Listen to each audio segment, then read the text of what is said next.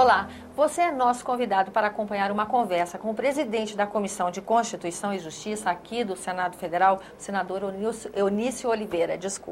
Senador, se 2012 é um ano que promete intensos debates e votações, na Comissão de Constituição e Justiça, a coisa pega fogo esse semestre, né? O senhor está, assim, presidindo a comissão num momento especial, né?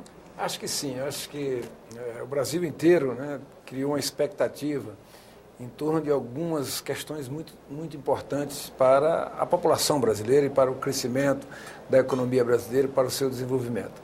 E, obviamente, que todas essas matérias, né, passam pela Comissão de Constituição e Justiça. Tem também, né, uma necessidade muito forte da sociedade brasileira, que cada dia, né, se movimenta mais.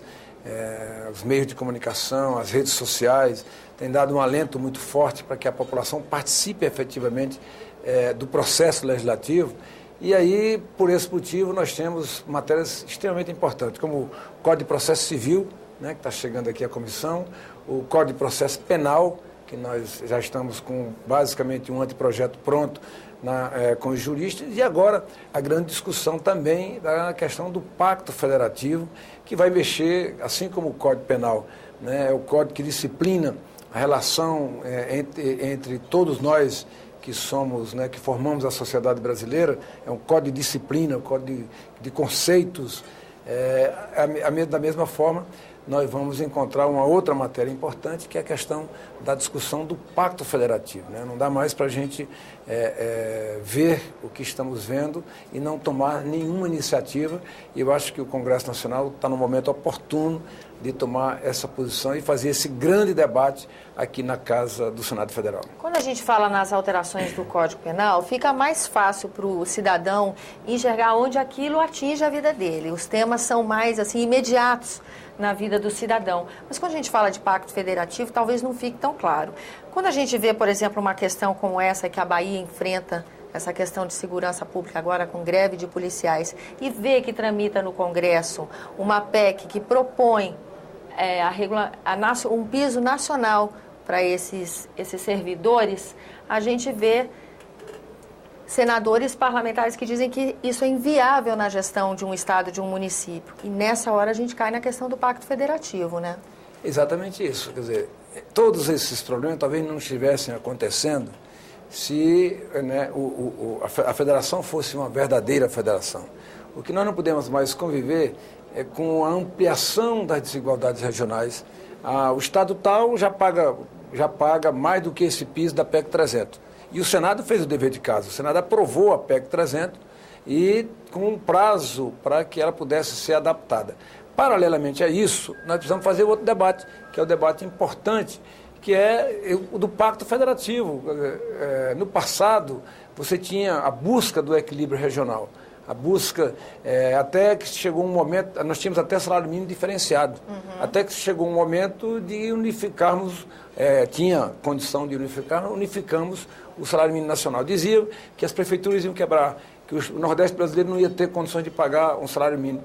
E hoje o salário mínimo serve apenas como referência para aposentadorias, porque nem o empregado doméstico hoje tem mais a condição, ou tem, pelo crescimento do país, pelas oportunidades que estamos tendo no Brasil, de ganhar um salário mínimo, mesmo no Estado, tido como o Estado mais pobre do Brasil. Portanto, acho que esse enfrentamento é preciso a gente fazer, esse debate é preciso a gente fazer, essa discussão é preciso que a gente faça, e somos nós os parlamentares, somos nós os senadores que temos a obrigação de rediscutir esse pacto federativo. Não digo nem a Câmara dos Deputados, que não tem essa função específica, mas o Senado da República tem a obrigação de rediscutir um novo pacto federativo para o Brasil. E quando a gente vê a discussão dos royalties, do Fundo de Participação dos Estados, da questão do ICMS de importados, nós estamos várias vezes esbarrando nesse mesmo tema, não é isso? O equilíbrio entre os estados, né? Nós só vamos ter... E a união, já que nós somos uma federação, né, nós temos que pensar no Brasil como um todo.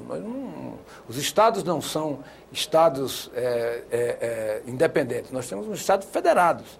Então, como nós pensamos, como nós somos assim, né, como o Brasil é uma república federativa, né, Então, nós temos que rediscutir todos esses temas, porque senão você fica discutindo, olha, o royalty de petróleo é do Rio, é do Espírito Santo, pode ser dividido com os demais estados brasileiros.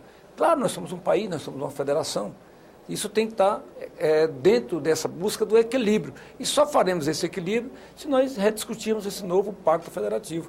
Não dá mais para você ter um estado extremamente rico, na mesma federação, e um estado miserável, e as pessoas vivendo miseravelmente naquele estado. Pra você ter uma ideia, nós temos ainda no Brasil cerca de 16 milhões de brasileiros que vivem na miséria absoluta. Desses 16 milhões de brasileiros, 70% estão no Nordeste brasileiro. No Nordeste, 70% do Nordeste brasileiro. Os demais 30% estão divididos nas periferias das grandes cidades dos outros estados brasileiros. Ou seja, é muito desigual, está muito desigual. Por isso nós precisamos rediscutir essa questão do Pacto Federativo. A mesma questão, a mesma coisa é que vamos ter a Copa do Mundo, por exemplo, no Brasil. E não há nenhuma legislação que defina qual a penalidade ou de que maneira devem ser julgados os, entre aspas, espero que nunca isso aconteça no Brasil, mas os terroristas. Porque foi tirado da legislação, porque essa questão era coisa da época da ditadura. Então nós vivemos numa democracia, mas precisamos ter precauções, precisamos ter mecanismo para que, se isso acontecer, se essas pessoas tiverem esse desvio de conduta tão grave, tenha uma penalidade dentro da lei. Então, vai ser discutido coisas como a questão de aborto, que é um tema que é delicado, mas é nosso papel, é nossa função, nós temos que fazer isso. Redução da maioridade penal. A redução da maioridade penal de 18 para 16 anos. São dois temas. O código base, a base do Código Penal é de 1940. Então nós vivíamos numa sociedade rural, onde as crianças eram crianças até os 16 anos, até os 17 anos, eram jovens. Hoje, você pega uma criança de 5, 6 anos, você entra no avião, você senta do lado, está a criança com um computadorzinho, ou então com um iPad, na internet, falando sobre tudo, sobre todos os temas, quer dizer, a cultura é diferente. O Brasil, o mundo evoluiu, a tecnologia deu essa oportunidade às pessoas.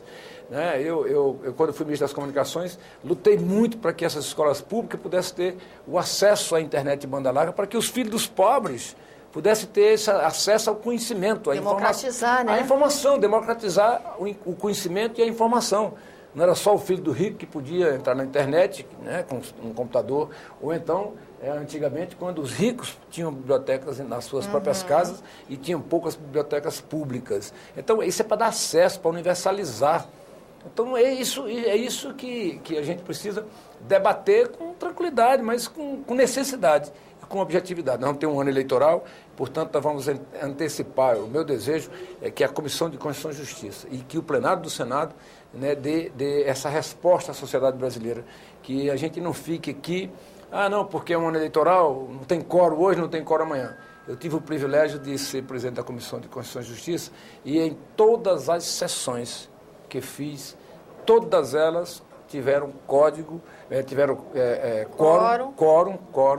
fechado e quórum para deliberação, inclusive de matérias nominativas com 2/3. Quórum qualificado. Quórum qualificado. Então, não tive nenhum problema na CCJ e eu tenho convicção que os membros da CCJ, a quem eu agradeço pela forma como têm todos eles, os senadores, conduzido ali naquela comissão, com debates, com coisa democrática, com uma posição democrática, mesmo divergindo de posições até ideológicas, mas sempre buscando a convergência do interesse da população brasileira. Nós vamos fazer esse mesmo papel e agora com muito mais veemência para dar uma resposta à sociedade e até à mídia, que vai nos cobrar essa participação efetiva aqui. Então a comissão está lotadinha de temas importantes para você, que está nesse momento nos assistindo, para o povo brasileiro, para que esse país seja o país de todos nós. Senador, muito obrigada pela sua presença aqui no nosso programa. E a você que nos acompanha, muito obrigada pela atenção. Eu sou Tânia Horman, falando para a TV Senado, agência Rádio Senado e as rádios conveniadas. E se você quiser entrar em contato conosco, nos ligue no 0800 61 22 11. A ligação é gratuita. Ou acesse www.senado.gov.br/TV.